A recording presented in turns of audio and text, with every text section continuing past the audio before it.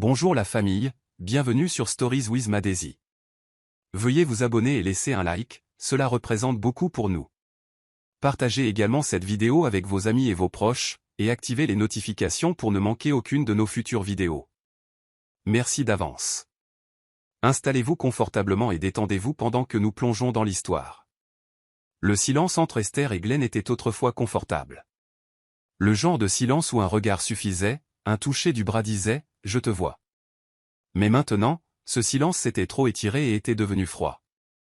Glenn était de moins en moins souvent à la maison. D'abord, c'était un nouveau projet, puis un dîner de réseautage, puis simplement des absences inexpliquées. Esther s'asseyait à la table à manger chaque soir, servant 2 assiettes, attendant après 21 heures. Parfois, Glenn rentrait avec des yeux fatigués et une excuse à moitié convaincante. D'autres fois, elle entendait simplement la porte s'ouvrir à minuit, suivie du froissement de ses vêtements alors qu'il se glissait doucement au lit sans un mot. Il ne disait même plus bonsoir.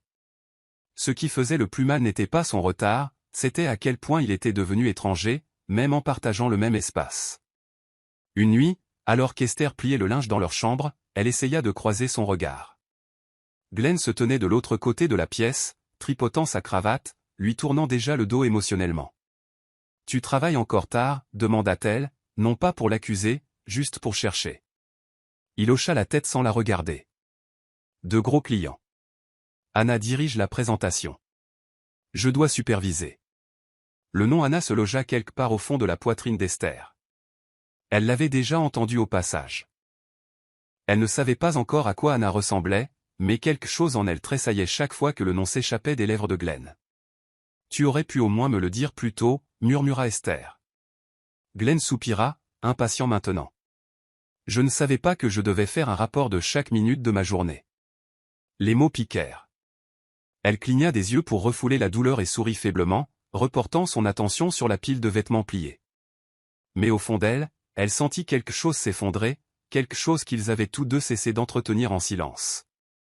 Et d'une manière ou d'une autre, sans combat ni cri, son mariage avait commencé à s'évanouir. C'était un mardi soir qu'Esther trouva le premier signe qu'elle ne pouvait plus ignorer. Glenn était parti en hâte ce matin-là, sa chemise froissée, sa cravate pendue lâchement autour du cou. Elle ramassa la chemise par terre pour la jeter dans la corbeille à linge. Mais quelque chose la fit s'arrêter. Un parfum doux et inconnu persistait sur le tissu, floral, vif et cher. Pas l'odeur de leur lessive. Ni son parfum à elle. Elle la pressa contre son nez, le cœur serré. Alors qu'elle se tournait pour la placer dans le panier, elle remarqua une légère tache rose près du col. Du rouge à lèvres. Sa poitrine se serra. Elle ne portait pas cette teinte. Elle resta figée, la chemise à la main, luttant pour respirer malgré la boule dans sa gorge. Pendant un long moment, elle ne dit rien. Puis elle posa doucement la chemise de côté, les mains tremblantes, et s'assit sur le bord du lit. Le doute n'était plus un murmure. Il se tenait devant elle, la défiant de réagir. Cette nuit-là, elle attendit que Glenn rentre. L'horloge dépassa 10 heures. Quand il franchit finalement la porte, cravate desserrée et téléphone à la main, elle le salua doucement. « Pouvons-nous parler ?» Il la regarda à peine, se dirigeant vers le réfrigérateur. « Je suis fatigué, Esther. »« Ça ne peut pas attendre ?» Elle se mit sur son chemin, tenant la chemise. « À qui est ce rouge à lèvres ?» Glenn regarda la chemise, cligna des yeux une fois, puis haussa les épaules d'un geste dédaigneux. « Comment pourrais-je savoir ? Peut-être que quelqu'un m'a bousculé. Ne commence pas quelque chose, s'il te plaît. » Sa voix était monocorde, pas même défensive, comme si la question n'était pas assez importante pour mériter un mensonge. « Et le parfum ?» demanda-t-elle, plus doucement cette fois. « Quel parfum ?» marmonna-t-il, la frôlant déjà. Elle resta là un instant, ses mains tenant toujours la chemise, ses questions suspendues dans l'air, comme du linge oublié. Glenn n'offrit ni réconfort, ni déni, ni explication. Il ferma simplement la porte de la chambre derrière lui, et avec elle, la coupa du monde. Elle s'assit seule dans le salon par la suite, les murs se refermant. Elle ne pleura pas, pas encore. Elle fixa juste la chemise sur ses genoux, se demandant comment quelque chose d'aussi petit pouvait confirmer autant de choses. Esther avait toujours aimé leur anniversaire. C'était l'un des rares jours où elle pouvait compter sur Glenn pour mettre son monde affairé en pause et la regarder comme si elle comptait. Mais cette année, le jour arriva comme n'importe quel autre, pas de fleurs, pas de SMS, pas même un vœu. Elle portait une robe bleu marine qu'il avait dit autrefois la rendait forte et douce à la fois. Elle avait réservé une table au restaurant où ils avaient célébré leur fiançailles pour la première fois. Une banquette d'angle tranquille avec des bougies et du vin rouge. Elle commanda pour deux, et attendit, vérifiant son téléphone plus de fois qu'elle ne voudrait l'admettre. 1 heure passa, puis 2. Elle fixa l'entrée, chaque ouverture de porte apportant une étincelle d'espoir qui s'éteignait rapidement. Le serveur s'approcha doucement. « Voulez-vous que j'annule le deuxième repas, madame ?» Elle secoua la tête, souriant de manière crispée. « Non, il est juste en retard. » Mais au fond, elle savait qu'il ne viendrait pas. Quand elle rentra à la maison, elle ne l'affronta pas. Elle le trouva déjà endormi sur le canapé, cravate desserrée, chaussures jetées. Son téléphone gisait sur la table basse, l'écran toujours allumé avec des notifications récentes. Elle n'était pas du genre à fouiller, mais ses doigts bougèrent avant que son esprit ne puisse les arrêter. Son souffle se coupa lorsqu'elle vit les photos. Glenn et Anna à un gala d'entreprise, tout sourire, champagne à la main. Anna portait une robe argentée, une main posée sur le bras de Glenn. Célébration d'une grande victoire avec le meilleur homme d'affaires, disait la légende. Les commentaires affluaient. Couple puissant. Vous êtes incroyables tous les deux. Esther fixa l'image, stupéfaite de voir à quel point ils avaient l'air naturels, comme s'ils n'avaient jamais été des secrets. Son cœur ne se brisa pas. Il s'engourdit. Elle éteignit le téléphone, le remit exactement où il était et se dirigea vers la chambre. Elle retira lentement sa robe, comme si elle pleurait quelque chose de sacré. Puis elle s'assit sur le lit, toujours composée, jusqu'à ce que le soleil du matin se glisse par la fenêtre. Glenn ne demanda jamais comment s'était passée sa soirée. Il ne réalisa même jamais qu'elle avait quitté la maison. Ce ne fut qu'au cocktail trimestriel de réseautage de l'entreprise de Glenn qu'Esther entendit enfin le nom prononcé avec certitude. Elle y avait assisté par obligation, une épouse solidaire essayant de sauver les apparences. Vêtue d'une robe marron modeste, elle sourit à travers les bavardages et les silences gênants, se demandant combien de personnes dans la salle savaient déjà ce qu'elle ne faisait que soupçonner. Alors que Glenn était dans un coin à rire avec un groupe de cadres, Esther se retrouva à côté d'un groupe d'employés juniors qui potinaient à voix basse. J'ai entendu dire qu'Anna avait obtenu le compte Klein. Glenn doit vraiment lui faire confiance. Lui faire confiance? Ma fille, ils agissent pratiquement comme un couple marié. Esther se figea. Elle ne se retourna pas. Elle ne réagit pas. Mais sa main se resserra autour de son verre de vin, ses jointures pâlissant. L'une des filles baissa la voix et ajouta, « Tu l'as vue? Grande, magnifique, toujours en talons et en soie.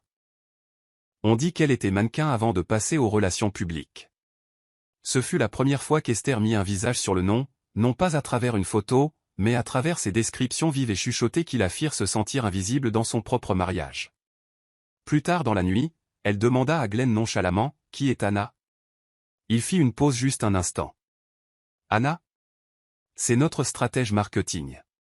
Une fille brillante. » Pourquoi ? Esther força un sourire. « J'ai entendu son nom ce soir. On dirait qu'elle réussit bien. » Glenn hocha la tête distraitement, se servant un verre. « Oui, elle est motivée. Elle apporte des clients. Bonne énergie. » Il y avait quelque chose dans sa façon de le dire. Trop lisse. Trop répété.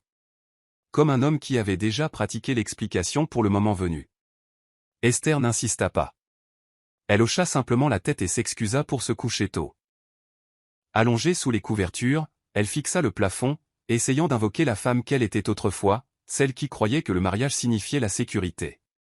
Au lieu de cela, tout ce qu'elle ressentit fut la lente goutte à goutte du déplacement.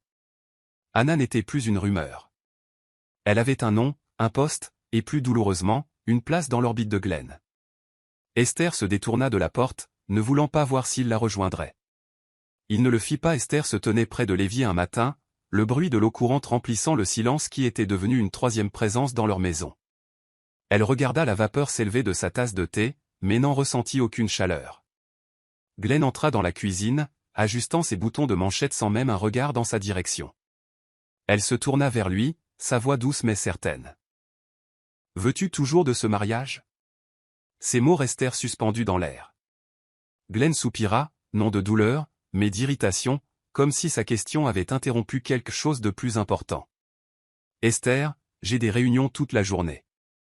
On ne peut pas faire ça maintenant, dit-il, la frôlant vers la porte. Elle se mit sur son chemin, sa voix plus ferme. Alors quand, Glenn? Quand est-ce que je peux demander pourquoi tu rentres plus tard chaque jour, pourquoi tu ne me touches plus, ou pourquoi je me sens maintenant comme une invitée dans ma propre vie? Il ne cria pas, ne s'excusa pas. Au lieu de cela, il rit amèrement. Tu cherches toujours les drames. Tout ne tourne pas autour de toi, Esther. Tu te fais toujours des idées. Les mots piquèrent, non pas parce qu'ils étaient forts, mais parce qu'ils étaient dépourvus d'émotion, un rejet creux d'un homme qui avait juré autrefois de se battre pour elle. Elle ne pleura pas alors. Elle hocha simplement la tête, s'écartant lentement pour le laisser passer. La porte se ferma derrière lui, et avec elle, quelque chose en elle sombra plus profondément que la tristesse. Pour la première fois, elle réalisa que Glenn n'était pas confus. Il n'était pas déchiré. Il avait fait un choix, il ne la respectait simplement pas assez pour le dire à voix haute. Esther s'assit sur le canapé, s'enveloppant dans une couverture, même s'il ne faisait pas froid.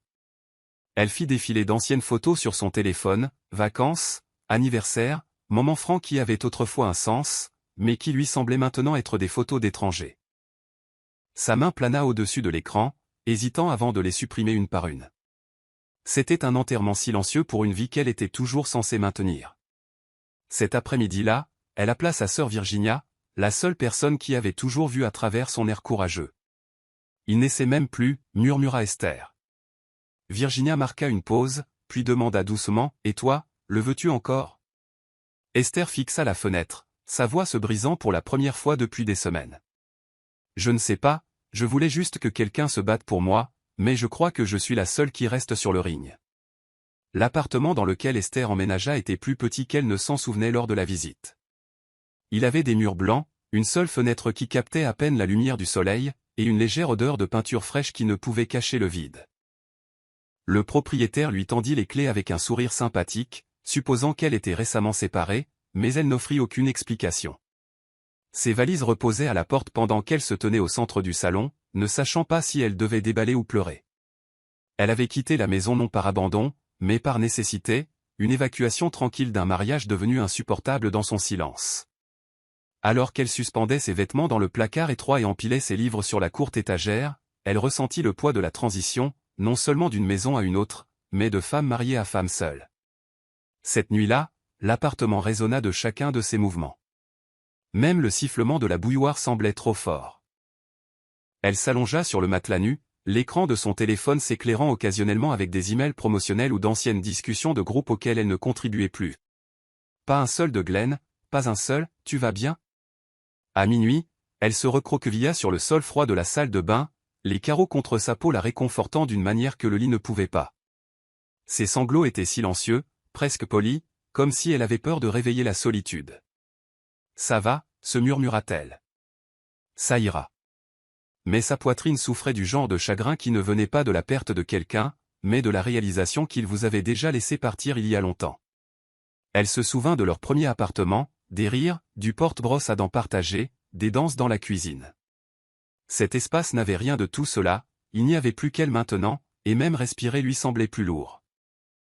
Les jours passèrent dans une lente répétition. Elle se réveillait, s'habillait et préparait du thé qu'elle ne terminait jamais. Elle fixait les offres d'emploi, mettait à jour son CV et essayait de remplir les heures avant que la nuit ne revienne pour engloutir ses pensées. Elle ne dit pas à beaucoup de gens où elle était. Elle ne voulait pas de pitié ou de réconfort superficiel. Ce qu'elle voulait, c'était comprendre comment l'amour s'était effiloché si tranquillement, si cruellement, et si elle retrouverait un jour le chemin d'elle-même. L'immeuble de bureau qui abritait Renovatech dominait Esther alors qu'elle se tenait à l'entrée, serrant son sac à main comme s'il était une armure. Elle était déjà passée devant ce bâtiment de nombreuses fois auparavant, lorsqu'elle attendait dans la voiture pour Glenn pendant ses premières réunions, à l'époque où il n'était qu'un associé junior. Elle l'avait encouragé à investir dans cette entreprise bien avant qu'elle ne devienne un géant de la technologie, et maintenant, des années plus tard, elle se tenait devant ses portes non pas en tant qu'épouse de Quai fondateur, non pas en tant que femme cherchant vengeance, mais en tant que quelqu'un essayant de survivre. Elle avait postulé sous son nom de jeune fille, Esther Imad, en utilisant un CV qui retirait tout signe de privilège conjugal. Lorsqu'elle reçut l'offre de se joindre en tant qu'assistante administrative, elle n'hésita pas. C'était le plus bas échelon, mais c'était un échelon néanmoins. Elle entra dans le bâtiment le premier jour vêtue d'un chemisier noir, de simples chaussures plates et d'un cœur qui avait appris à ne pas attendre de gentillesse. La réceptionniste la regarda à peine. Personne ne posa de questions. Personne ne la reconnut. Son bureau était niché dans un coin éloigné près du copieur, entre la cuisine et la salle des serveurs. Le plafonnier clignotait parfois, mais elle ne se plaignit pas. Elle salua tout le monde avec un sourire poli et resta seule. Elle faisait des copies, répondait au téléphone, planifiait des réunions, toutes les tâches discrètes qui faisaient fonctionner le bureau en douceur, mais qui ne lui valaient aucun applaudissement. Personne ne savait qu'il y a seulement 2 ans, son mari s'était assis dans la salle de conférence exécutive de ce même bâtiment, parlant de la vision de l'entreprise pendant qu'elle attendait à la maison. Maintenant, elle allait chercher du café pour des stagiaires qui ne se souvenaient pas de son visage, mais il y avait du pouvoir à être négligé. Tandis que d'autres se vantaient dans les salles de pause et riaient trop fort dans les ascenseurs, Esther observait. Elle notait qui manquait les délais, qui coupait les coins, qui résolvait les problèmes sans éloge. Elle gardait un journal dans son tiroir, non pas pour ses sentiments, mais pour des faits. Elle n'attendait plus que quelqu'un arrange les choses. Elle apprenait comment les choses fonctionnaient, car quelque part au fond de son chagrin, quelque chose avait recommencé à pulser en elle, non pas la rage, non pas la vengeance, mais un but. La présence d'Esther au bureau était à peine reconnue, et c'était exactement comme elle le voulait. Chaque matin, elle arrivait 15 minutes en avance, organisait son bureau et examinait les horaires des cadres auxquels elle avait accès. Tandis que les autres assistants potinaient autour d'un café et parlaient de plans de week-end, elle observait tranquillement, minutieusement. Elle observait comment les réunions étaient planifiées, quels noms étaient en copie sur les mémos importants et qui entraient dans les pièces avec un air anxieux par rapport à ceux qui en sortaient avec un air victorieux. Son journal, caché sous des dossiers de bureau dans son tiroir, était devenu son meilleur outil. Il n'était pas rempli de pensées personnelles, mais d'observations, de schémas de travail, de solutions négligées, de tensions tacites entre les équipes. Elle n'avait pas besoin de tout savoir, juste assez pour voir les faiblesses que personne d'autre ne prenait la peine de remarquer. Elle était invisible, mais pas aveugle. Au cours d'une réunion du personnel, Esther s'assit dans un coin près du distributeur de café, tapant des minutes que personne ne lirait. De là où elle était assise, elle pouvait voir l'équipe de direction s'empêtrer dans des discussions sur des retards de déploiement et des dépassements de budget. Personne ne proposa de solution viable, elle le fit. Discrètement après la réunion, elle rédigea un document de 2 pages décrivant une proposition simplifiée pour rationaliser le processus de production. Elle le laissa anonymement sur le bureau de son superviseur avec un pense-bête, juste une idée. La semaine suivante, le plan fut présenté au conseil d'administration, aucun crédit donné, aucune question posée. Elle ne broncha pas. Elle n'avait pas besoin de crédit. Elle avait besoin de données, et maintenant elle les avait. Son idée fonctionnait. Tard cet après-midi-là, alors que le personnel se déversait hors du bâtiment, Esther resta en arrière, remplissant le bac à papier du copieur. Un jeune stagiaire, Sam, s'arrêta à côté d'elle. « Tu ne parles pas beaucoup, n'est-ce pas » dit-il en souriant. Esther lui rendit son sourire doucement. « J'écoute » répondit-elle. Il hocha la tête comme s'il comprenait plus qu'il ne le laissait paraître. Intelligent. Ce soir-là, elle rentra chez elle avec les pieds fatigués mais l'esprit alerte, sachant que même le silence peut résonner dans la bonne pièce si on le place avec précaution. C'était un cocktail d'entreprise formelle, cravate noire, traiteur, vue sur le toit, destiné à célébrer un nouveau partenariat que Renovatech avait obtenu avec un investisseur international. Esther n'était pas invitée, bien sûr. Le personnel administratif n'était pas considéré comme faisant partie d'événements comme celui-ci. Mais elle s'était portée volontaire, sans hésitation, pour aider à la logistique. Cela signifiait des heures de préparation, se tenir derrière des tables, gérer les livraisons, diriger les invités. Cela signifiait aussi la proximité, juste assez pour voir mais ne pas être vue. Vêtue d'une robe fourreau noir et de talons bas, elle se déplaça dans l'ombre avec une invisibilité pratiquée. Au fur et à mesure que la soirée avançait, les cadres et les invités commencèrent à arriver par vagues de costumes de créateurs et de rires de champagne. Puis elle le vit, Glenn, entrant avec Anna à ses côtés. Ils avaient l'air soignés, délibérés, comme un couple puissant taillé pour l'admiration publique. Mais ce n'était pas leurs tenues coordonnées qui attirèrent l'attention d'Esther. C'était sa main, nue, pas d'alliance. Elle se figea un instant, son presse-papier soudain lourd. Un petit anneau qui symbolisait autrefois des promesses, désordonnées, imparfaites, mais autrefois réelles, avait disparu. Anna se pencha vers Glenn alors qu'il riait avec des investisseurs, sa main reposant sur sa poitrine comme un sceau de propriété. Un photographe prit des clichés tandis qu'Esther se tenait près du technicien d'éclairage, caché par son rôle, pourtant pleinement présente. Elle ne pleura pas. Elle ne se détourna pas. Au lieu de cela, elle regarda avec clarté, comme si elle assistait à une peinture retouchée avec des mensonges. Glenn n'avait pas seulement lâché prise, il avait effacé. Plus tard dans la nuit, Esther marcha jusqu'au coin le plus éloigné du toit, où des sacs de linge restants étaient en train d'être emballés. Sam, le stagiaire de l'autre fois, était là aussi. « Ça va » demanda-t-il gentiment. Elle hocha la tête, puis fit une pause. « As-tu déjà réalisé à quel point certaines personnes peuvent te désaimer sans jamais dire les mots ?»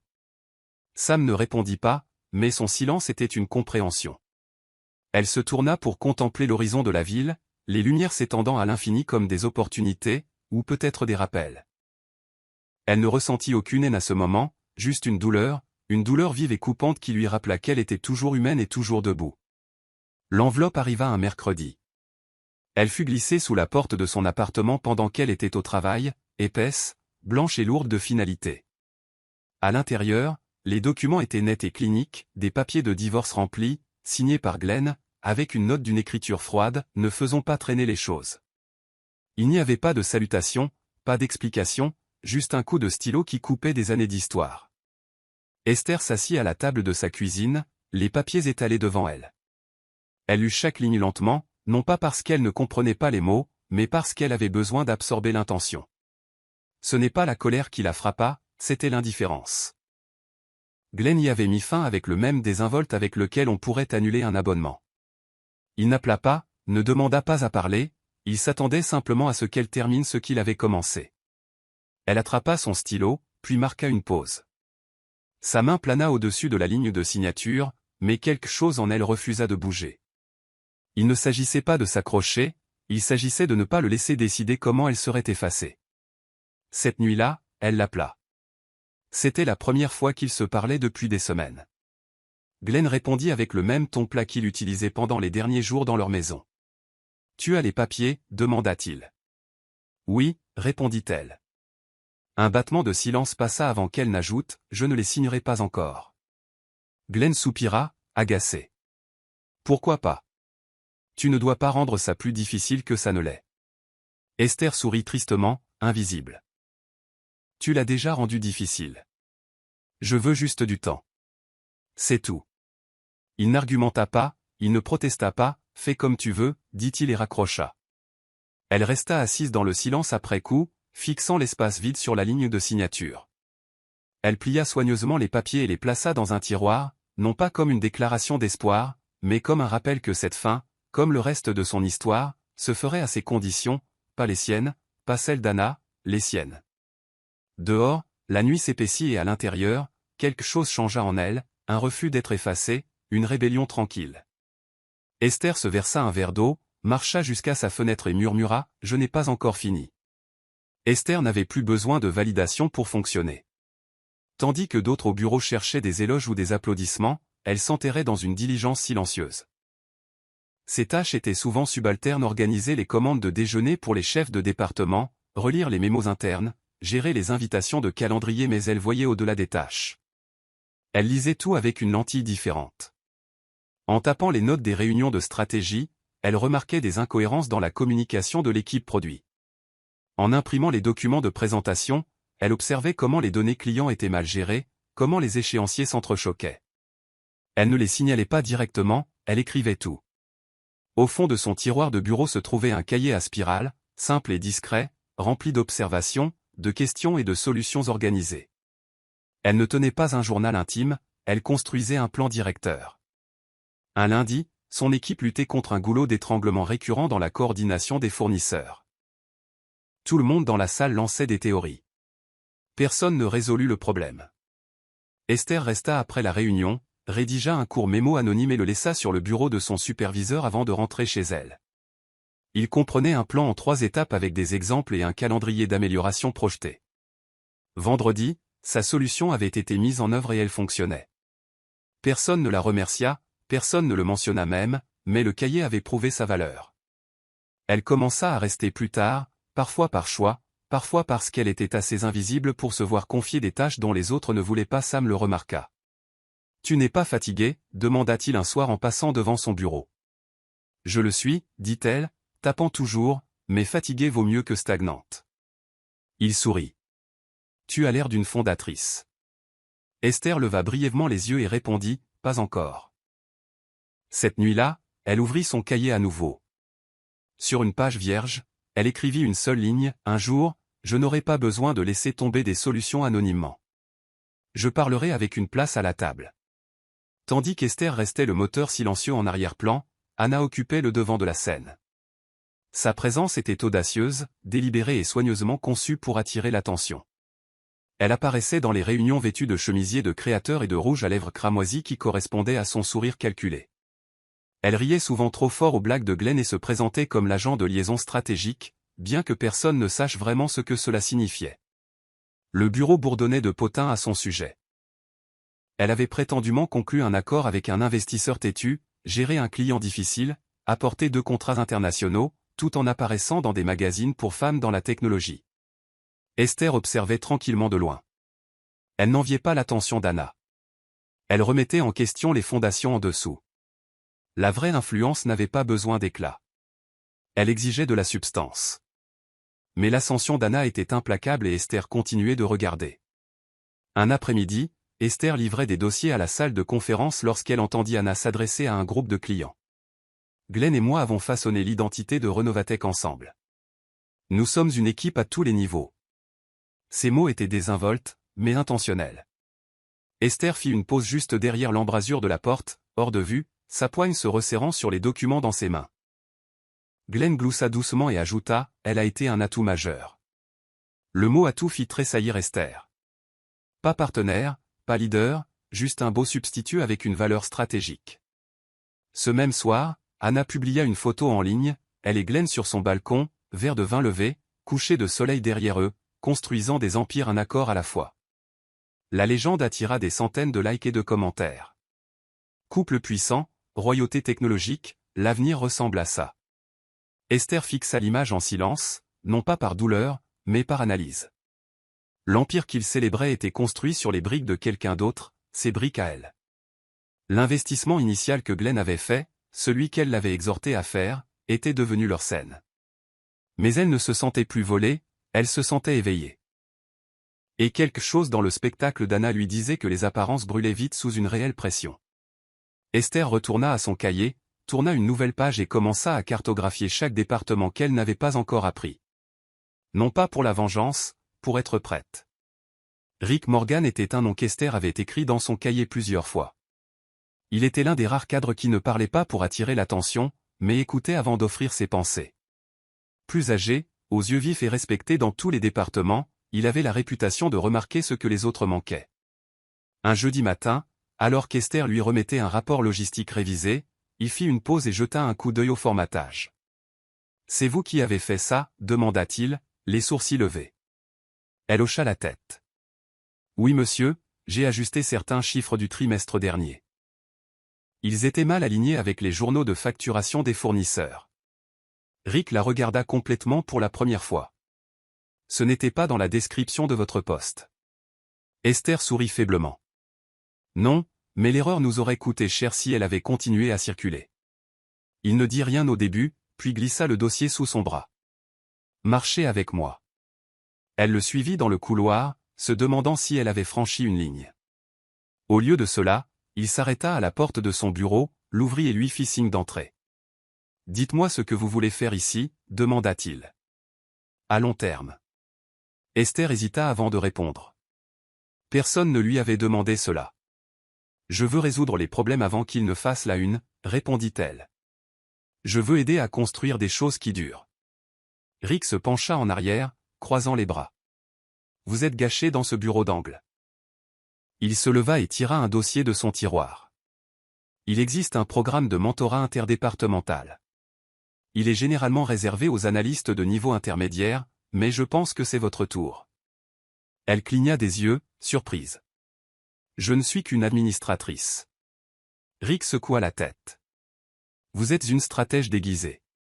Nous avons besoin de personnes qui voient les schémas que les autres ignorent. Alors qu'elle retournait à son bureau, le cœur battant, Esther ne sourit pas extérieurement, mais à l'intérieur, quelque chose s'épanouit. Pas la fierté, pas l'arrogance, juste l'affirmation. Cette nuit-là, elle resta tard à nouveau, mais cette fois, c'était différent. Elle ne se cachait plus, elle se positionnait. Elle ouvrit son cahier, tourna la première page, et sous la première ligne qu'elle écrivit, « Apprendre tout », elle en ajouta une nouvelle, « Ne construis pas seulement la table. Prépare-toi à t'asseoir à sa tête. » Cela faisait des semaines que Rick avait inscrit Esther au programme de mentorat interdépartemental, et chaque jour l'exposait à une nouvelle couche de la machinerie Renovatech.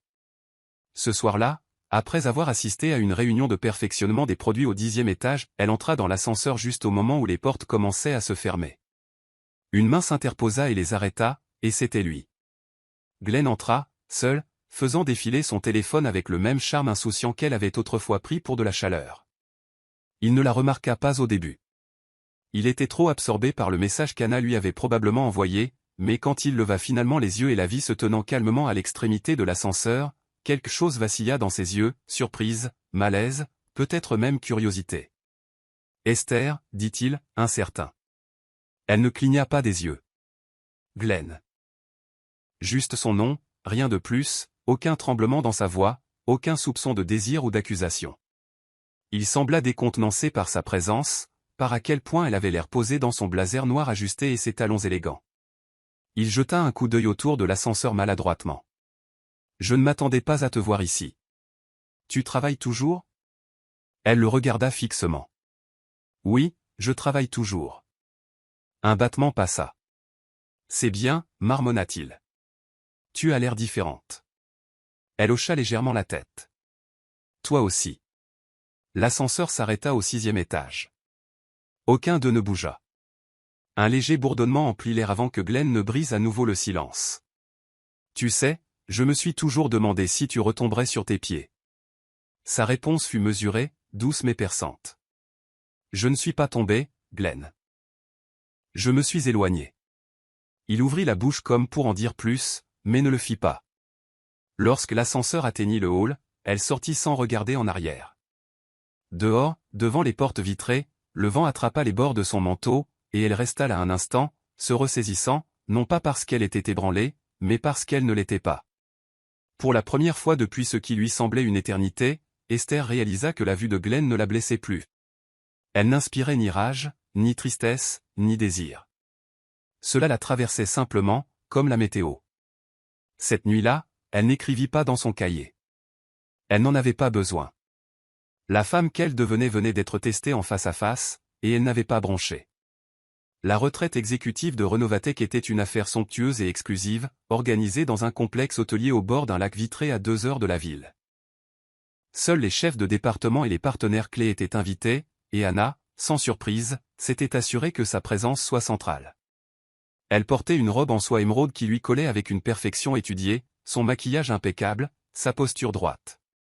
Glenn ne la quitta jamais. Dès leur arrivée, Anna flotta à travers les conversations comme une reine déjà couronnée. Esther, qui supervisait désormais l'équipe de planification et d'opération, n'était pas techniquement une invitée. Elle faisait partie du personnel de coordination. Elle portait une robe bleu marine, élégante mais discrète, et restait en coulisses comme toujours. Mais elle n'était pas là pour être vue. Elle était là pour observer. Alors que le soleil se couchait et que les flûtes de champagne tintaient sous les lustres, la foule se rassembla pour le discours de clôture. Le PDG n'était pas encore arrivé, mais Anna n'attendit pas la permission. Elle tapota son verre et se tint à côté de Glenn avec un sourire radieux. « À la croissance et au nouveau départ, dit-elle, levant son verre. Ce fut une année d'expansion, de collaboration et de mouvements audacieux, et rien de tout cela n'aurait été possible sans cet homme ici présent. » Elle se tourna vers Glenn, les yeux brillants de fierté. « Tu as été ma boussole, mon partenaire, en affaires et au-delà. » La salle répondit par des rires polis et des applaudissements, et Glenn hocha la tête d'un air suffisant. Mais vers l'arrière, sous une lumière tamisée, Esther se tenait avec un presse-papier contre sa poitrine, le visage calme. Elle applaudit 2 fois, lentement, mesurée, puis s'arrêta, son regard fixé sur celui d'Anna à travers la pièce. Pendant une seconde, juste une seconde, le sourire d'Anna vacilla. Elle l'avait remarqué. La reconnaissance s'est déclenchée, et pour la première fois, Anna parut incertaine. Elle se retourna vers Glenn, tirant légèrement sa manche. « Qui l'a invité ici » demanda-t-elle à voix basse. Glenn jeta un coup d'œil vers l'arrière, mais au moment où il se retourna, Esther s'était déjà fondue dans le personnel à nouveau. Ce soir-là, alors que des feux d'artifice scintillaient au-dessus du lac, Esther se tint seule sous un arbre, son reflet scintillant au bord de l'eau. Elle n'avait pas besoin d'une scène pour parler. Son heure approchait, mais non pas avec un toast, avec des résultats. Les 3 mois suivants s'écoulèrent comme le lent broyage des plaques tectoniques, silencieux, délibérés et puissants sous la surface. Esther acheva sa rotation dans les départements de produits, finances et conformité, laissant derrière elle des traces discrètes de flux de travail améliorés et de propositions restructurées. Son influence se répandit non par le volume, mais par la cohérence. Les gens commencèrent à murmurer à son sujet. « Qui est la nouvelle fille qui a corrigé les grands livres ? As-tu vu la refonte du calendrier ?» C'était elle aussi. Elle ne se vanta jamais. Elle ne participa pas aux after-work. Elle ne potina pas et ne s'attarda pas à la machine à café. Elle travailla, résolut, documenta, avança. Rick le remarqua. Il commença à transmettre ses documents directement au conseil d'administration sans le lui dire. Ses solutions arrivaient aux réunions des cadres. Finalement, un chef de département démissionna, et Rick l'appela. « Vous intervenez » dit-il simplement. Chef d'équipe. Coordination de stratégie. Elle cligna des yeux. Juste comme ça ? Il sourit. Rien chez vous n'a été juste comme ça, Esther. Vous avez gagné cela tranquillement. Maintenant, prenez-le bruyamment. L'annonce fut diffusée en interne. Pas de photo. Juste un nom, Esther Imad, coordinatrice de stratégie. Elle entra dans son nouveau bureau le lendemain, petit mais réel, avec une fenêtre et une équipe de 5 personnes. Sam, le stagiaire, passa avec un café et sourit. « Je t'avais dit que tu avais l'air d'une fondatrice. » Elle rit doucement, acceptant la boisson. Son équipe fut hésitante au début, peu habituée à son nom, incertaine de son rythme, mais ils comprirent rapidement. Esther dirigea avec patience, précision et résultat. Elle réécrivit les cahiers des charges des projets, introduisit des systèmes qui améliorèrent le flux de communication et réduisit les retards de 30%. Son nom commença à apparaître sur les mises à jour à l'échelle de l'entreprise, et toujours personne, à part Rick, ne savait qui elle était autrefois. Elle garda son nom de jeune fille, porta son nouveau titre légèrement et continua de monter. Cette nuit-là, alors qu'elle rangeait son bureau, elle ouvrit son tiroir et sortit le cahier. Le même que dans son bureau d'angle. Elle tourna la dernière page et écrivit « Tu n'as pas besoin de bruit pour déplacer des montagnes. Tu as juste besoin d'un terrain où te tenir et de la volonté de pousser. » Puis elle le ferma et le plaça sur une étagère. Il avait fait son travail. Elle était arrivée. Glenn se pencha en arrière dans son fauteuil en cuir, faisant défiler les rapports trimestriels avec une satisfaction détachée. Renovatech était florissante, et dans son esprit, une grande partie de ce succès remontait à son implication. La récente restructuration avait élevé quelques nouveaux noms, des noms auxquels il n'avait pas prêté attention. L'un en particulier continuait de faire surface sur les mémos internes, Esther Imad. Elle avait signé 3 stratégies critiques en moins de 2 mois, et les chefs de département la citaient maintenant lors des réunions de haut niveau. Mais pour Glenn, le nom n'évoquait rien. Il gloussa lors d'une conversation avec Anna pendant le déjeuner. « C'est drôle, dit-il entre 2 bouchées de poisson grillé. Nous avons une étoile montante nommée Esther. Ça me rappelle mon ex-femme. » Anna haussa un sourcil, faisant tournoyer sa boisson. « Esther Imad » demanda-t-elle avec précaution. Glenn secoua la tête. « Non, nom de famille différent. Mon Esther était douce. Elle ne survivrait pas 5 minutes en stratégie. Toujours trop prudente, ne pouvait pas gérer la pression. » Anna ne dit rien, mais son esprit revint à la retraite, à la femme en robe bleu marine qui avait applaudi juste un battement trop lentement. Quelque chose à ce moment l'avait troublée, une lueur de reconnaissance qu'elle n'avait pas tout à fait cernée. Et si c'était elle, demanda Anna, remuant sa paille. Glenn se moqua. Ce n'est pas elle, fais-moi confiance. Esther n'avait pas ce genre de mordant. Puis il se pencha en avant, baissant la voix. Même si c'était le cas, elle n'aurait plus d'importance maintenant. Pas avec le conseil d'administration de notre côté. Il était trop fier pour l'admettre, mais une partie de lui était légèrement curieuse. Il s'était attendu à ce qu'Esther s'évanouisse, qu'elle disparaisse dans une vie tranquille, peut-être qu'elle se remarie avec quelqu'un de sûr.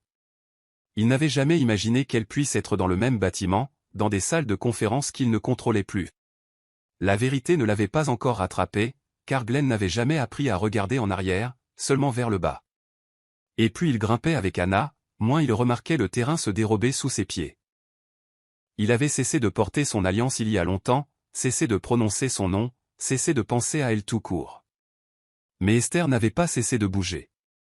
Elle n'avait simplement pas besoin de l'annoncer. Le prochain gala de Renovatech était la seule chose dont tout le monde au bureau parlait. C'était leur plus grand événement de l'année, conçu pour présenter la croissance de l'entreprise et honorer ses cadres supérieurs et ses équipes stratégiques. Les invitations furent envoyées dans des enveloppes dorées scellées avec des logos en relief, symboles de statut et d'appartenance. Esther reçut la sienne lors d'une réunion du lundi matin. Elle fut remise en main propre par l'assistante du directeur de l'événement. « Madame Ahmed », dit l'assistante avec un sourire, « vous êtes sur la liste des invités vedettes pour l'innovation stratégique. Vous serez reconnue pendant les présentations. » Esther accepta l'enveloppe avec un signe de tête, bien que son cœur ait sauté un battement. Elle savait déjà que le gala serait grandiose, public et largement fréquenté. Ce n'était pas seulement une célébration, c'était une scène. Plus tard cet après-midi-là, alors qu'elle marchait dans la zone commune, elle vit Anna près du bar à café, brillante dans un costume ajusté rose poudré, distribuant elle-même les invitations comme une reine sociale distribuant des jetons de faveur. Esther, appela Anna, lui faisant signe de s'approcher. « Je suis ravi que tu viennes. » Sa voix était enrobée de sucre, mais ses yeux cherchaient le contrôle. « Ça va être une nuit magique. Glenn et moi l'avons planifié pendant des mois. Tu seras là, n'est-ce pas ?» Esther sourit poliment, brandissant l'enveloppe. « Déjà reçu. » Anna s'approcha, baissant légèrement la voix. « Il y aura beaucoup d'yeux qui regarderont. J'espère juste que tout le monde se présentera sous son meilleur jour. » Ces mots planèrent dans l'air comme du parfum, agréable en surface, empoisonné en dessous. Esther lui rendit le regard sans ciller. « Je le fais toujours. » Puis elle s'éloigna. Alors qu'elle retournait à son bureau, elle ne trembla pas. Elle n'eut pas de doute. Le gala ne serait pas une question de robe, de musique ou de discours. Ce serait une question de position, de timing, de visibilité. Elle s'assit à son bureau, ouvrit son calendrier et fit une note privée pour la nuit du gala, ne pas s'effacer. Ce soir-là, elle appela Rick et dit simplement « Je suis prête à présenter au conseil cette semaine.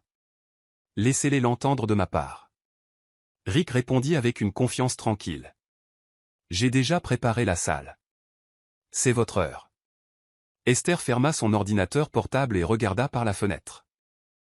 L'invitation avait été donnée, mais l'arrivée, ce serait à elle de la commander. À l'intérieur de la salle de conférence, l'air était épais d'anticipation. Le conseil d'administration de Renovatech s'était réuni en séance privée, assis autour de la table ovale en acajou avec des dossiers devant eux, chacun portant le nom d'Esther en haut.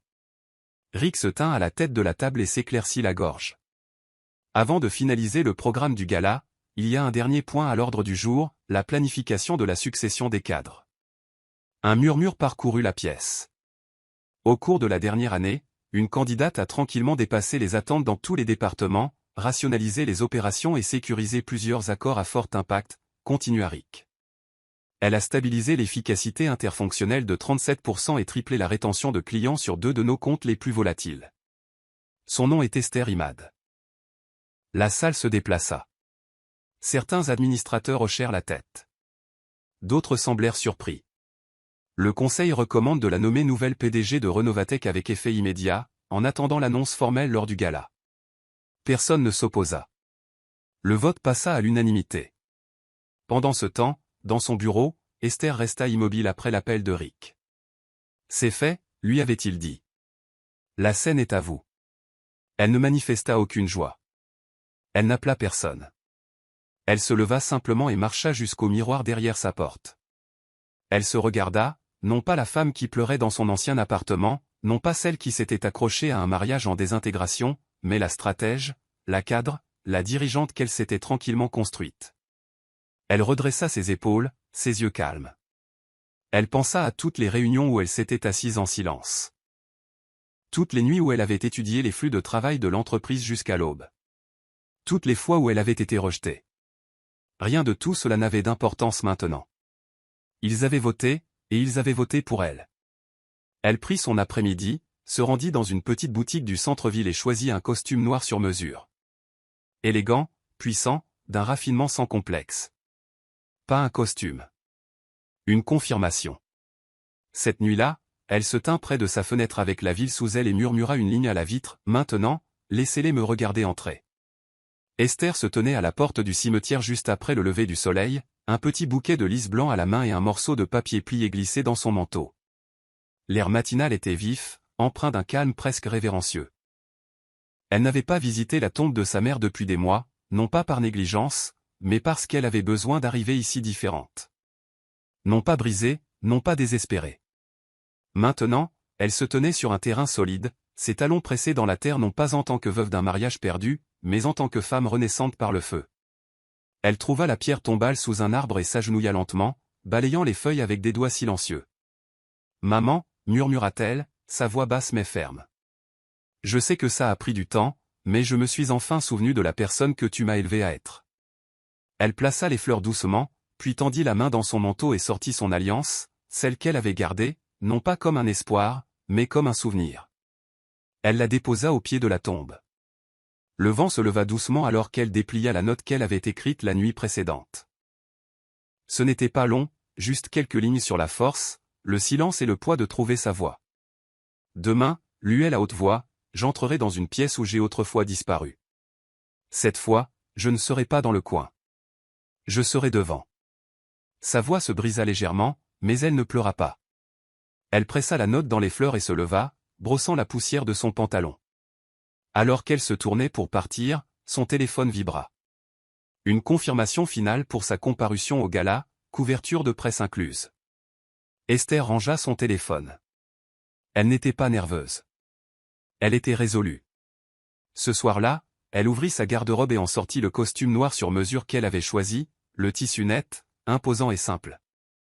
Elle le posa sur son lit, lissant les lignes avec des mains délibérées. Pour le dîner, elle ne mangea pas beaucoup, juste du thé et du pain. Son esprit n'était pas à la fête, mais à la clarté. Elle s'assit près de sa fenêtre et regarda la ville s'illuminer, chaque lumière en dessous un symbole de mouvement, de bruit. Mais elle ne cherchait pas les projecteurs. Elle prenait sa place.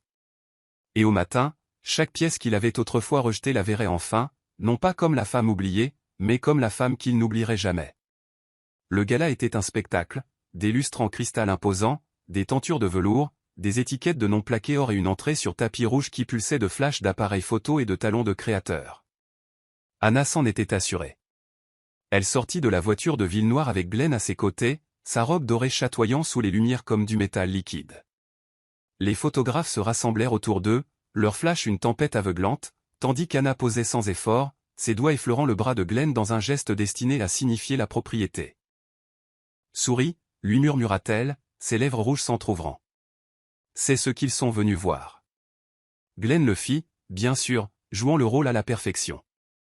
Alors qu'ils entraient, les invités se tournèrent avec admiration, certains applaudissant même. Monsieur et Madame Renovatek, plaisanta un client. Anna rit, s'en imprégnant. Le hall était rempli de murmures d'accords, de projections numériques et de champagne. Elle est magnifique, murmura quelqu'un. Elle est faite pour ça, répondit un autre. Et Anna le croyait. À l'intérieur du hall principal, Anna flotta de table en table, ses yeux balayant chaque coin. Elle salua les investisseurs comme de vieux amis et se pencha de près en parlant, sa confiance rayonnant de chaque centimètre de sa posture. Glenn se tenait à proximité, légèrement derrière elle maintenant, la laissant profiter de la notoriété qu'elle avait orchestrée. Il devait être présenté lors du deuxième segment de la nuit. Anna avait déjà examiné la feuille d'indice. Ils vont nous appeler avant le discours du PDG, dit-elle à Glenn dans le couloir. Nous sommes le visage de la croissance. C'est ce à quoi tout le monde s'attend. Glenn hocha la tête, sirotant son verre. Assurons-nous juste que nous sommes prêts. Anna sourit en ajustant sa boucle d'oreille. Mon chéri, nous avons toujours été prêts. De l'autre côté de la pièce, un photographe visa son objectif sur elle, et Anna inclina légèrement la tête, offrant son meilleur profil. Elle ne savait pas, ne pouvait pas savoir, que pendant qu'elle se pomponnait en dessous, le sol se dérobait déjà. La vraie histoire n'avait pas encore commencé, mais elle le ferait, très bientôt. Et non pas avec son nom dans les lumières, mais avec un silence si complet, qu'il arrêterait tout. Dans tout le hall, les murmures commencèrent à se propager parmi les invités, subtils au début, des regards rapides entre les cadres, des têtes penchées pendant les conversations. « Avez-vous entendu qui ils ont nommé » demanda quelqu'un près de la table des desserts. Oui, une femme nommée Esther, Esther Imad. Le nom roula incertainement dans la foule comme un caillou déclenchant une avalanche. Elle est jeune, n'est-ce pas? Je ne l'ai jamais vue. Intelligente, cependant, j'ai entendu dire qu'elle était derrière la plupart des changements stratégiques cette année. D'où vient-elle même? Le mystère ajoutait à l'attrait. Aucune photo n'avait été publiée. Aucune présentation formelle n'avait encore eu lieu. Juste un nom tranquillement imprimé sur la dernière page du programme. Discours d'ouverture, PDG Esther Imad. Anna n'avait pas remarqué. Elle était trop occupée à ajuster la cravate de Glenn et à s'assurer que son rouge à lèvres était toujours intact. Glenn, cependant, commença à l'entendre. La répétition d'un nom qu'il n'avait pas entendu depuis des années. Chaque fois, cela attirait légèrement son attention. Esther, Esther, Esther. N'est-ce pas, commença-t-il à demander à Anna, les sourcils froncés. Mais elle était occupée à poser pour une autre photo. Quoi, répondit-elle, distraite. Rien, marmonna-t-il, écartant la pensée. Il se pencha vers un jeune cadre à proximité. Vous savez qui est cette Esther? Le cadre hocha la tête. C'est celle de la stratégie. Brillante. Elle fait tourner en bourrique l'équipe financière depuis des mois. J'ai entendu dire que Rick l'avait fait venir personnellement. Glenn hocha la tête, sirotant lentement son verre. Ses doigts tapotèrent le verre. Quelque chose n'allait pas. De l'autre côté de la pièce, d'autres invités feuilletaient leur programme et pointaient le segment final. Attendez, elle donne le discours de clôture. C'est la nouvelle PDG. Comment n'avons-nous jamais vu ça? Anna capta enfin le bourdonnement et fronça les sourcils. Pourquoi tout le monde chuchote-t-il à propos d'une Esther? Demanda-t-elle à Glenn. Il devint pâle pendant un instant, puis offrit un sourire raide. Probablement rien, dit-il. Mais à l'intérieur, un frisson lui parcourut l'échine. Sa mémoire était en train de le rattraper. Le nom n'était plus une coïncidence. C'était une justification, et la nuit n'avait même pas commencé. Les lumières s'éteignirent légèrement lorsque le maître de cérémonie monta sur la scène principale, un homme soigné dans un smoking bleu marine avec un large sourire et une voix imposante. La salle se calma dans l'attente. Mesdames et messieurs, commença-t-il, scannant la fiche d'indice dans sa main. Avant de passer à notre segment de clôture, nous avons une dernière et très importante annonce à faire. Sa voix était stable, mais ses mains tremblaient légèrement alors qu'il jetait un autre coup d'œil au nom imprimé sur la carte. Glenn et Anna étaient assis à la table de devant, leur posture confiante, leur sourire figé pour les caméras. Mais le maître de cérémonie hésita, juste assez pour que la foule se tortille inconfortablement sur ses sièges. Ce soir, continua-t-il, sa voix se resserrant, nous sommes honorés de présenter non seulement une oratrice, mais la leader visionnaire qui a été nommée nouvelle directrice générale de Renovatech. Un murmure s'éleva de l'extrême gauche de la salle. La main d'Anna se referma sur celle de Glenn. S'il vous plaît, dit le maître de cérémonie, ajustant le microphone, joignez-vous à moi pour accueillir Madame Esther Imad. Un calme balaya le hall. Pendant une seconde, personne ne bougea, puis des chaises grincèrent, des têtes tournèrent, des programmes tombèrent. Tous les yeux s'éloignèrent de Glenn et Anna, cherchant. La mâchoire de Glenn se bloqua. Son souffle se coupa d'une manière que personne d'autre ne pouvait entendre, mais Anna le fit. Qu'est-ce qu'il a dit? Murmura-t-elle sèchement. Esther. Glenn ne répondit pas. Il n'en avait pas besoin. De l'arrière de la salle, une silhouette commença à bouger. Non pas pressée, non pas grandiose, juste délibérée. La musique s'arrêta sans qu'on le lui demande. Les lumières au-dessus s'ajustèrent, presque comme sur commande. Le maître de cérémonie se rangea, les yeux écarquillés, tandis que la femme en noir s'approchait de la scène. Pas de fanfare, pas d'annonce, juste l'écho de pas qui portait le poids des années. Et alors que la foule se séparait comme de l'eau, une vérité s'éleva dans leur silence stupéfait, la femme qu'ils avaient ignorée, négligée et sous-estimée ne venait pas pour réclamer quoi que ce soit. Elle venait pour prendre ce qui était déjà à elle. Esther atteignit la base de la scène sans une seule pause, le costume noir ajusté épousant sa silhouette avec une autorité silencieuse. Ses talons claquèrent doucement contre le sol poli alors qu'elle montait les marches, chaque mouvement contrôlé, intentionnel. Elle ne tenait aucune note, aucune fiche d'indice, rien d'autre que le silence qu'elle portait comme une couronne. Au premier rang, Glenn se leva à moitié de son siège, l'incrédulité inscrite sur son visage. Les lèvres d'Anna s'entr'ouvrirent, son souffle coupé dans sa gorge. Personne ne les avait prévenus, personne ne les avait préparés. Esther ne regarda aucun d'eux. Elle ne broncha jamais. Son regard resta droit, stable, imposant. Elle s'approcha du podium avec une présence qui n'exigeait pas la salle, mais la possédait. Elle n'avait pas besoin de prouver qu'elle appartenait. Elle était l'instant. Alors qu'elle se tenait devant le microphone, la foule se pencha inconsciemment, la salle retenant toujours son souffle collectif. Esther scanna les visages devant elle, des hommes et des femmes puissants, des membres du conseil, des stratèges, des analystes, dont beaucoup ne l'avaient jamais vraiment vu. Maintenant, ils ne pouvaient pas détourner le regard. Elle prit une seule respiration et parla, sa voix douce et posée. « Bonsoir.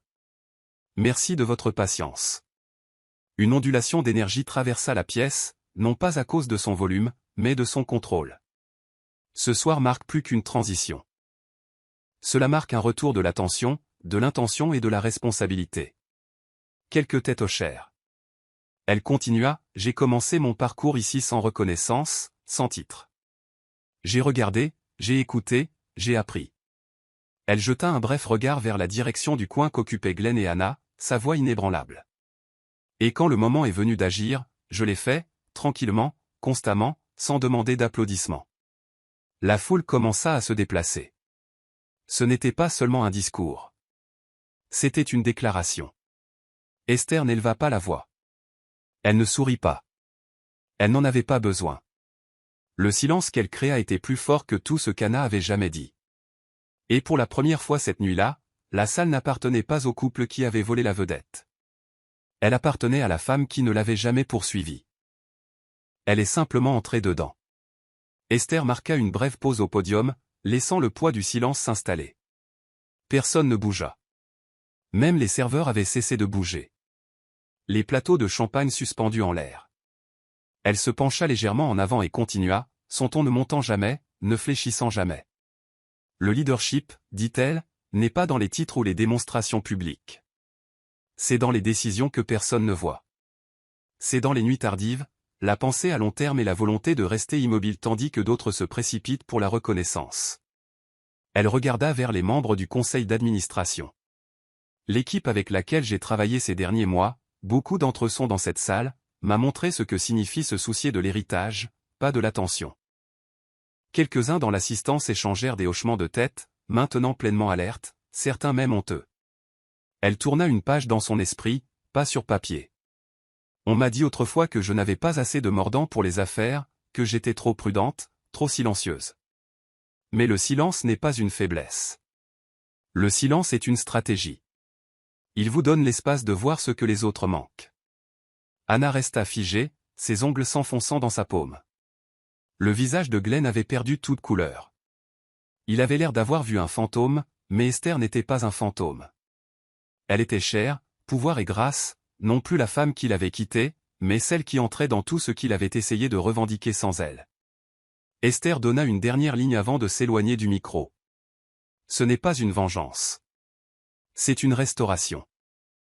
Non pas parce qu'on m'a refusé une place à la table, mais parce que j'ai appris à en construire une meilleure. Les applaudissements vinrent lentement au début, hésitants, stupéfaits, puis plus forts, plus vigoureux. Une vague d'admiration pour une femme qui n'avait jamais exigé leur respect, mais qui le commandait maintenant complètement. Esther descendit de la scène sans sourire, sans saluer, sans jubiler. Elle retourna simplement à son siège à la table d'honneur, celui réservé à la nouvelle PDG. Alors qu'elle s'asseyait, ses yeux rencontrèrent ceux de Glenn pendant une brève seconde, non pas avec colère, non pas avec pitié, juste la conclusion. Et dans ce regard silencieux, tout était fini. Glenn resta assis longtemps après qu'Esther soit descendue de la scène, son corps figé sur la chaise polie, son verre intact à côté de lui. Son esprit était en désarroi, cherchant des explications qui ne venaient pas. Le nom Esther Imad était maintenant gravé dans toutes les bouches de la salle, et il n'y avait plus d'erreur possible. C'était son Esther, la femme qu'il avait rejetée, l'épouse qu'il avait quittée tranquillement sans jamais vraiment regarder en arrière. Il se tourna légèrement vers Anna, qui avait perdu toute couleur. « Savais-tu » murmura-t-il. Elle ne répondit pas. Ses doigts tremblèrent légèrement alors qu'elle attrapait sa pochette. Les lumières s'éteignirent pour l'orateur suivant, mais aucun d'eux n'entendit un mot. La fierté de Glenn, si soigneusement élaborée, s'était effondrée comme du verre dans une tempête. Il s'était attendu à dominer la nuit, et à la place, il avait été éclipsé sans la moindre confrontation. Un invité d'une autre firme se pencha vers leur table. « Elle est remarquable, dit-il. Vous devez être fiers tous les deux du chemin parcouru sous votre direction. » Glenn força un hochement de tête, mais Anna se raidit. L'ironie était cruelle. La femme qu'ils avaient condescendue en silence était maintenant celle que tout le monde voulait rencontrer. « Je ne savais même pas qu'elle était sur notre radar », marmonna Anna à voix basse, sa voix tendue. « Ça doit être l'œuvre de Rick. Ce vieil homme joue aux échecs derrière notre dos. » Glenn la regarda sèchement, l'irritation montant. Ce n'était pas Rick, lâcha-t-il, plus pour lui-même que pour elle. C'est elle qui a fait ça. Elle l'a construit. Et soudain, la prise de conscience piqua plus fort que tout le reste. Esther ne les avait pas sabotés. Elle n'avait pas essayé de prendre sa revanche. Elle l'avait simplement dépassé, surclassé, survécu et éclipsé tout ce qu'il pensait contrôler. Sa mâchoire se serra, son ego meurtri au-delà de toute réparation. Il n'y aurait pas d'arc de rédemption ici, pas d'excuse pour regagner sa grâce. Elle ne l'avait pas laissé derrière elle par amertume. Elle avait simplement cessé de regarder en arrière. Et dans le miroir de son succès, Glenn fut forcé de se voir petit, superficiel et hors de propos. Les applaudissements qui résonnaient toujours dans la salle n'étaient pas pour un homme qui construisait autrefois des empires. Ils étaient pour la femme qui s'était construite en silence. Le reste du gala se déroula sous l'ombre d'Esther. Alors que les derniers noms étaient annoncés et que la soirée touchait à sa fin, les gens se rassemblèrent autour d'elle comme des papillons de nuit autour d'une flamme. Elle offrit des sourires polis, serra des mains fermement et répondit aux questions avec l'assurance calme de quelqu'un qui savait depuis longtemps que ce moment arrivait. Un investisseur senior l'approcha avec une admiration sincère. « Madame Imad, je suis avec cette entreprise depuis 10 ans. J'ai vu le changement aller et venir, mais cela semble différent. » Esther sourit. « Merci. Il est temps que Renovatech avance avec une intention silencieuse au lieu d'une perturbation bruyante. » Autour d'elle, les membres du conseil hochèrent la tête. Chaque œil dans la salle la reconnaissait maintenant, non pas parce qu'elle l'avait demandé, mais parce qu'elle l'avait mérité. Même le personnel qui passait devant elle sans la saluer la regardait maintenant avec admiration. Sam passa, toujours avec son badge de soutien. « Tu l'as fait, dit-il, son sourire large. Je t'avais dit que tu n'appartenais pas aux ombres. » Elle rit doucement. « Peut-être que les ombres m'ont appris à mieux voir. » Alors que la soirée touchait à sa fin, elle sortit sur le balcon pour prendre une bouffée d'air. La ville s'étendait devant elle, les lumières scintillant comme des étoiles prises dans l'acier. Rick la rejoignit tranquillement. « Vous avez fait ce que très peu peuvent faire, dit-il. Vous avez fait en sorte que cela paraisse sans effort. » Esther regarda la nuit. Ce n'était pas sans effort. C'était invisible. Il hocha lentement la tête, encore plus difficile. Elle se tourna vers lui. « Ce n'est pas fini, vous savez. Ce n'est pas une victoire. Ce n'est que le début. » Sa voix ne contenait aucune fierté, seulement de la clarté. Le travail à venir était immense, nettoyer la politique interne de l'entreprise, redéfinir son identité et prouver que son ascension n'était pas un coup de chance, mais une fondation. « Vous êtes prête ?» dit Rick avec certitude. Et cette fois, personne n'en doutera. Esther regarda l'horizon une dernière fois avant de rentrer à l'intérieur. Aucune caméra ne la suivit. Personne n'annonça sa sortie. Elle n'en avait pas besoin. Les applaudissements avaient déjà eu lieu, mais elle ne courait plus après les applaudissements. Elle poursuivait un but. Et maintenant qu'elle était entrée dans la pièce avec son propre nom, plus rien ne serait comme avant. Le lendemain matin, Esther entra dans le salon corporatif de Renovatech avec son calme habituel. Le gala avait fait la une des journaux, des photos d'elle montant sur scène, des titres qui disaient « L'ascension tranquille de la nouvelle PDG de Renovatech ». Tout le monde dans le bâtiment la traitait différemment maintenant. Des dos plus droits, un contact visuel plus long, des sourires curieux. Mais Esther n'était distraite par rien de tout cela. Dans sa main se trouvait une enveloppe manille. À l'intérieur se trouvaient des papiers de divorce fraîchement préparés, définitifs cette fois, avec sa signature et de nouvelles conditions. Non pas par vengeance, mais par achèvement. Elle avait gardé le silence assez longtemps. L'assistante de Glenn hésita lorsqu'elle arriva à l'étage du bureau. « Avez-vous un rendez-vous » Esther la regarda gentiment. « Juste une livraison. » L'assistante hocha la tête et ouvrit la porte. Glenn leva les yeux de son bureau, pris en plein email. Il se leva rapidement, l'air changeant. « Esther, commença-t-il. » Mais elle plaçait déjà l'enveloppe sur sa table. « C'est pour toi, dit-elle, son ton doux mais inébranlable. Tout est finalisé. Tu es libre maintenant. » Glenn la regarda, stupéfait. « Je ne m'attendais pas, non, » l'interrompit-elle doucement. « Tu ne t'attendais pas. » C'était le problème. Il attrapa l'enveloppe mais ne l'ouvrit pas. « J'allais te contacter, » proposa-t-il. « On aurait pu. Nous l'avons déjà fait, Glenn. Il y a des années. Tu n'as juste pas remarqué quand ça s'est terminé. » Sa voix n'était pas amère, seulement résolue. Elle se tourna pour partir mais s'arrêta à la porte. « Je ne suis plus en colère, » ajouta-t-elle. « J'ai juste dépassé la version de moi qui attendait que quelqu'un revienne. » Sur ce, elle sortit.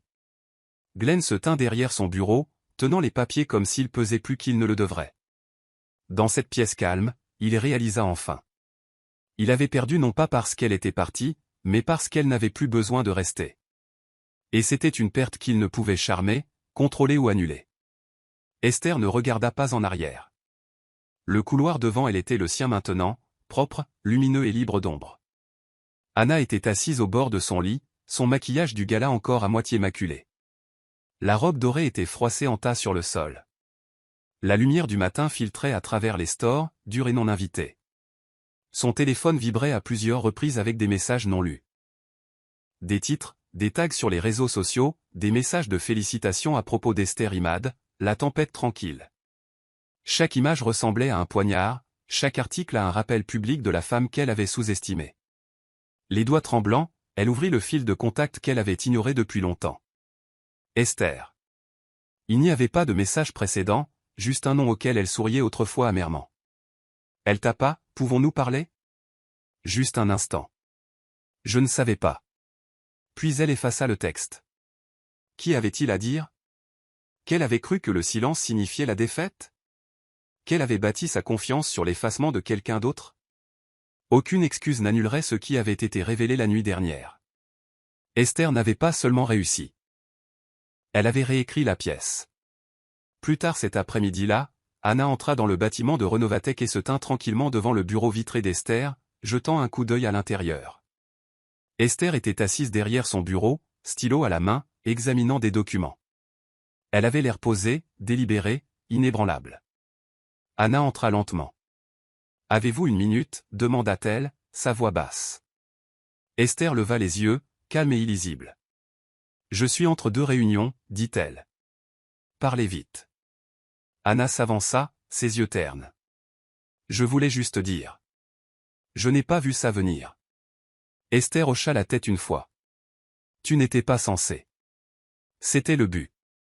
Le silence qui suivit n'était pas tendu. Il était instructif. Anna s'éclaircit la gorge. « Je ne voulais pas » Esther intervint doucement. « Tu n'as pas à t'expliquer. Nous avons toutes les deux fait nos choix. Tu as construit du bruit. J'ai construit un héritage. » Anna baissa les yeux. « Je suppose que tu as gagné. » Esther se pencha en arrière. « Il n'y avait pas de compétition, Anna. Je ne suis pas venu pour me venger. Je suis venu pour ce qui était à moi, et j'ai gagné le reste. » Anna hocha la tête superficiellement, puis se tourna pour partir. En sortant, Esther retourna à son travail sans pause. La porte se ferma d'un clic, et avec elle, un chapitre qu'aucune d'elles ne revisiterait. Esther ne répondit jamais au message d'Anna. Elle ne la bloqua pas. Elle n'envoya pas de citation ou de parabole. Elle passa simplement à autre chose, parce que certaines réponses valent mieux dans le silence, et le silence, lorsqu'il est gagné, est la déclaration la plus forte de toutes. La semaine suivante, l'entreprise s'installa dans son nouveau rythme sous la direction d'Esther. Les réunions étaient plus courtes, les décisions plus nettes et le moral étonnamment plus élevé. Sa présence à Renovatech était devenue à la fois une force stabilisatrice et un catalyseur silencieux de changement à long terme. Elle ne paradait pas dans les couloirs et n'aboyait pas d'ordre. Elle marchait avec intention, répondait directement et écoutait plus qu'elle ne parlait. Les employés commencèrent à faire écho à ses valeurs. Les clients faisaient confiance à son ton. Elle n'essayait pas d'être une star. Elle construisait une structure. Un matin, elle se tint près de la fenêtre panoramique de son bureau, regardant la ville baignée par la lumière de l'aube. Son assistante entra avec l'impression finale de son profil professionnel pour le magazine de l'entreprise.